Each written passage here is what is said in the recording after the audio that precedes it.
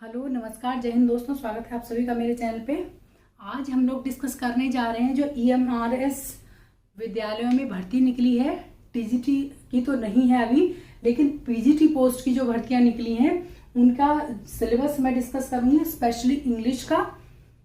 इसमें आप सभी जानते हैं, सभी को पता है कि starting date and last date सभी को पता होगी। वैकेंसीज भी शायद सभी को पता होगी। पीजीटी की जो वैकेंसी है वो 2266 है। वैसे टोटल वैकेंसी निकलने की बात पहले 38,000 प्लस हो रही थी, लेकिन अभी थोड़ा सा कम निकली है। वो इसलिए क्योंकि सभी राज्यों में अभी तक ये विद्यालय जो है पूरी तरह से डेवलप नहीं हुए हैं या फिर बने नहीं है। अब धीरे धीरे बनते जाएंगे, वैकेंसीज वैसे ही निकलती जाएंगी।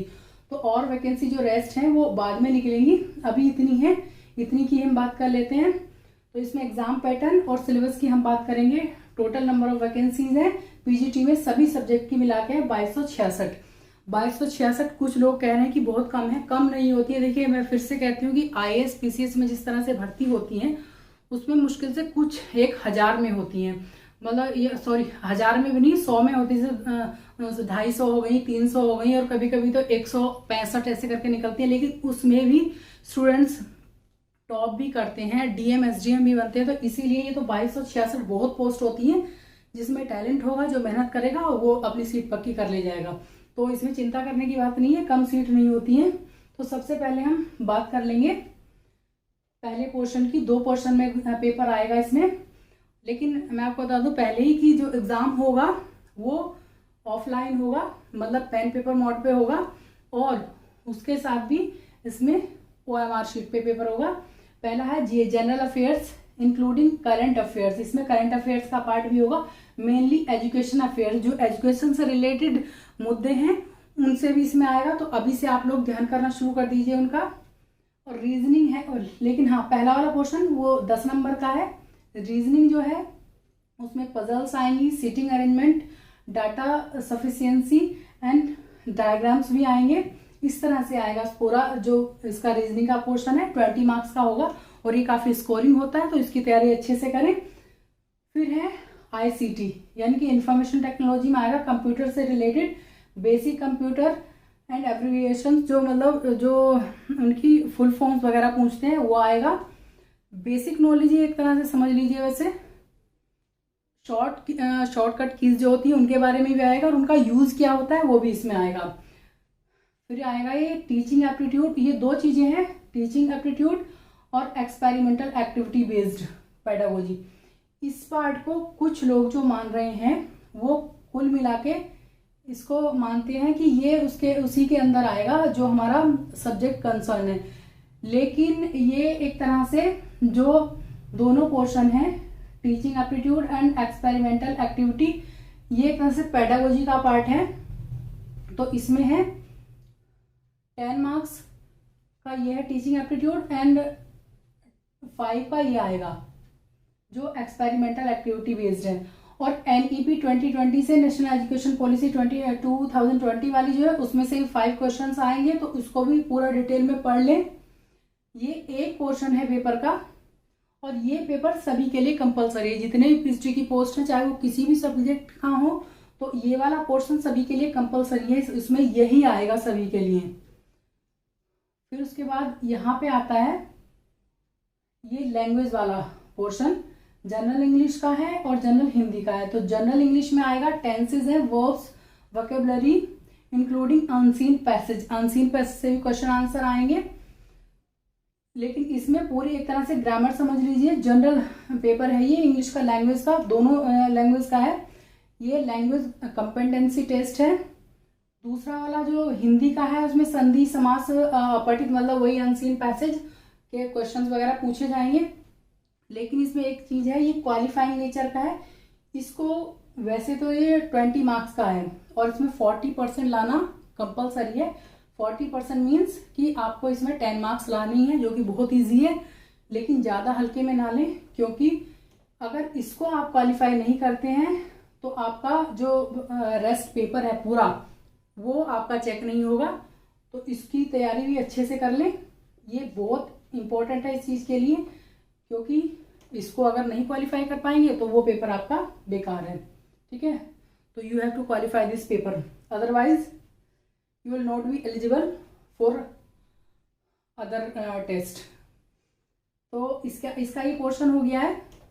हाँ, एक चीज़ और है इसमें कि इसमें नेगेटिव मार्किंग है 0.25 मार्क्स की। अगर आपका एक क्वेश्चन गलत होता है तो उसमें 0.25 मार्क्स, यानी आपके अगर 4 प्रश्न गलत होते हैं तो आपका 1 नंबर चला जाएगा। और टोटल जो आपका पेपर बनेगा पूरा दोनों पोर्शन को लगा करके वो बनेगा 130 मार्क्स का। पहले 150 का होता था, 130 मार्क्स का है ओनली। तो 50 प्रश्न इसके हैं, लेकिन जो लैंग्वेज वाला पोर्शन है उसके मार्क्स इसमें ऐड नहीं होंगे। वो केवल क्वालिफाइंग नेचर का है, लेकिन कंपलसरी है, उसको पास करना कंपलसरी है, पर मार्क्स इसके ऐड नहीं होंगे। मार्क्स इसी के होंगे, 50 मार्क्स इसमें है। कुछ लोग इस पार्ट को भी जो सब्जेक्ट कंसर्न है उसी से मिला के मानते हैं कि ये इसी का पार्ट है। चलिए अब बात कर लेते हैं। इसमें देखिए 3 घंटे का समय मिलेगा, काफ़ी टाइम है, 180 मिनट्स होती है, 130 क्वेश्चन है ओनली, काफ़ी टाइम है। अब आ जाते हैं हम पीजीटी इंग्लिश का, जो इंग्लिश का सब्जेक्ट स्पेसिफिक या सब्जेक्ट कंसर्न का जो हमारा सिलेबस है उसकी बात कर लेते हैं हम। तो इसमें सबसे पहले है रीडिंग में अनसीन पैसेज आएगा। ये फैक्चुअल भी हो सकता है, मतलब किसी चीज़ के बारे में फैक्ट्स भी पूछे जा सकते हैं उसमें। लिटरेरी भी हो सकता है, मतलब लिटरेरी किसी राइटर का लिखा हुआ भी हो सकता है, उसमें से आपको क्वेश्चंस पूछे जाएंगे। और दूसरा है डिस्क्रिप्टिव भी हो सकता है। इसमें ये 80 मार्क्स का है पूरा जो सब्जेक्ट कंसर्न का, ये सबका अलग अलग होगा। ये वाला जो पार्ट है सभी का सेम है, जितने भी पीजीटी में है सबका सेम होगा ये, लेकिन ये वाला सबका सब्जेक्ट वाइज होगा। जो भी आपका सब्जेक्ट है, साइंस में है, जो भी सब्जेक्ट हैं साइंस के पोर्शन तीनों अलग होंगे, और जिसका जो भी सब्जेक्ट रहा है पीजी में उसका ये पोर्शन अलग होगा पूरा।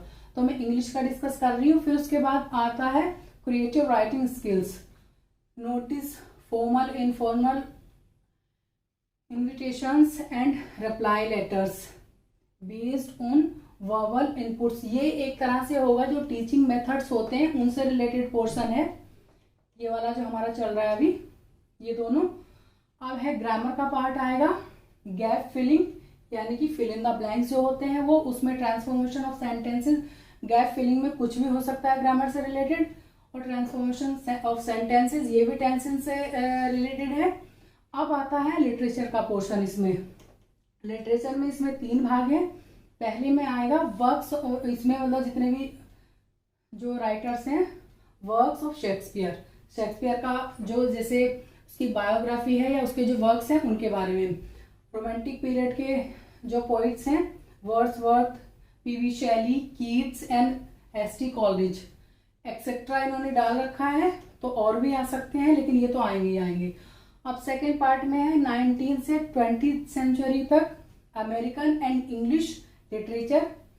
फॉर एग्जाम्पल फिर उन्होंने दिया Robert Frost, Hemingway, Walt Whitman, Hawthorne, और ये है Emily Dickinson, Arnold, George Bernard Shaw, Arthur Miller. इसमें भी एक्सेट्रा डाल रखा है, इसका मतलब इनसे भी थोड़े से आगे आएंगे।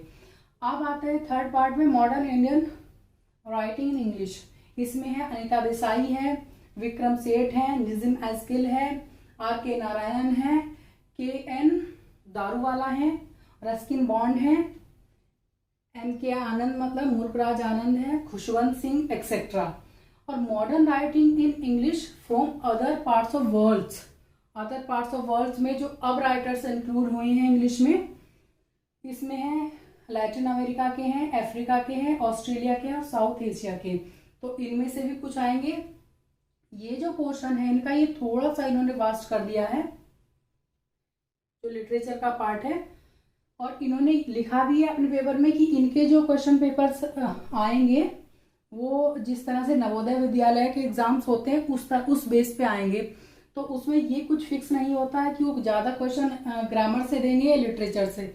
तो जितना भी इसका पूरा पोर्शन है, पूरा सिलेबस है, पूरा कंप्लीट करके चलना है, छोड़ना नहीं है, क्योंकि इसमें अभी तक कोई फिक्स, पहली बात तो इनका एग्जाम ही दूसरी बार हो रहा है, कुछ भी फिक्स नहीं है इनका, तो पूरा कवर करके चलना है, कुछ भी छोड़ना नहीं है बिल्कुल भी, क्योंकि दूसरी बार पेपर हो रहा है तो इनको खुद को आइडिया नहीं कि किस तरह से क्वेश्चंस देंगे, ज़्यादा लिटरेचर के देंगे या ग्रामर के देंगे। तो इसलिए अपनी तैयारी पूरी करके चलनी है।